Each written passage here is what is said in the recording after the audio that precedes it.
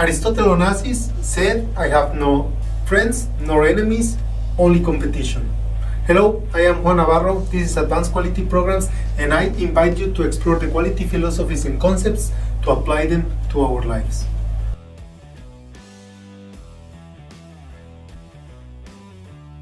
Becoming competent in any skill will allow our team and our person to perform better, increasing the productivity and improving the performance. Improving competence makes easier for us to share knowledge with people around us, improving their competence as well, and making a stronger team. Understanding the 4 levels of competence will help us to create effective strategies to quickly increase the level of competence and capabilities of ourselves and our teams for our daily activities. To speak of competence is to be capable to accomplish a task with the skills needed and the ability required to successfully execute anything. If someone can perform a task with the necessary knowledge and skills, we can consider the person competent.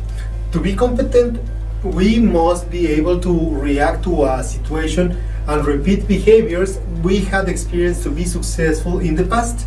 To do this, we must have a collection of tools and skills that we can use when it is necessary. Competence grows with the experience and the training according to the 4 levels. So the first level is when we are unconscious incompetent. This is the level where we still don't know to which extent we are incompetent. In other words, we don't know what we don't know. And this stage is usually the most challenging one, as we are not aware of the fact that there are some areas that need improvement or things that we need to learn. People at this level can't always or can never recognize problems as they occur because they usually don't ask for help. They think they are doing things right. Because this can be the most difficult stage, it takes very conscious effort to get out of this level. And the best solution to move beyond this level is to practice awareness. Constant awareness over time. This will help us to evolve to the next level.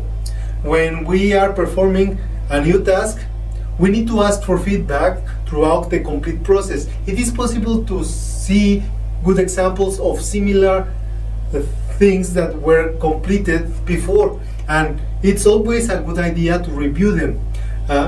The key is to move quickly from unconscious incompetence to conscious competence so that we can get the training needed to learn the skill. Our skills must be aligned with our personal goals. If we are leaders who are coaching others, we need to be sensitive at this very early level. Our team members may not understand how much they need to learn or how unqualified they are at that specific moment.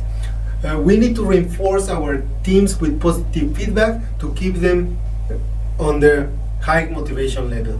The second level is conscious incompetence, and this is where we begin to develop awareness about what we actually don't know.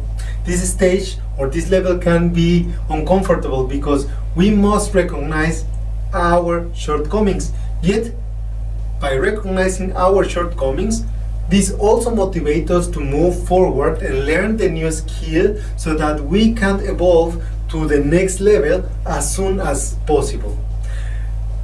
At this stage or at this level, we realize what we don't know. So the solution is to acquire specific knowledge to move as quickly as possible to a level of conscious competence. It helps us to have a mentor or an instructor that share with us the skill. sometimes taking online or in-person training, reading books, listen to podcasts, attending to seminars will give us enough information and skill to improve faster.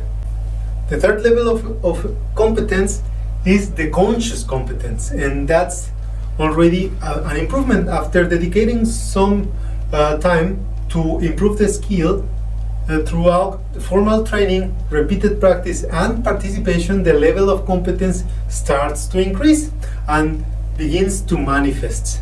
At this level, we have learned and practiced enough to perform a task with a degree of independence and without making many mistakes. The tasks require focus and attention, which makes us slower than it would be for someone that is completely skilled, completely competent. There is also poor performance due to distractions and the possibility of pressure to meet deadlines that sometimes I require for someone that is completely skilled in or completely competent. In other words, we lose our focus when the ability to perform the task is not enough and it starts to suffer. Because at this level we are competent in the task, but we still need practice. The key to go beyond this level of competence is repetition. Repetition. Ideally with someone who has mastered the skill, and this person can provide guidance. Finally, the fourth level is the conscious competence or unconscious competence. In this stage, we have now internalized the knowledge, and we need to perform a task and hone their practical skills. We don't need to focus or active thinking to perform the task. We can complete all the tasks required with ease and speed, and we are also able to advise some people or some of our team members who are slower or in a lower level, so that the learning model continues to evolve. When we are at this level, we have mastered the skill and we became unconscious in our technique. So sometimes we don't make mistakes, but to remain at this level of competence, we must continue to deliberately practice the skill. The exercise of the activity will never end, so it is important to constantly refine our skill. If we are coaching others to help our team members, we need to avoid complacency, and we need to stay to the date on the skill.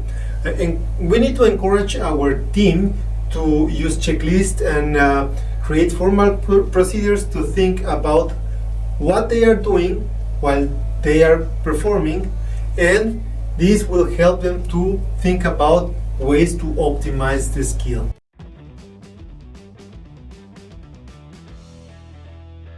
That was all for this week. If you enjoyed that video and you find it useful, don't forget to hit like. I will appreciate all of your comments and your subscription to the channel.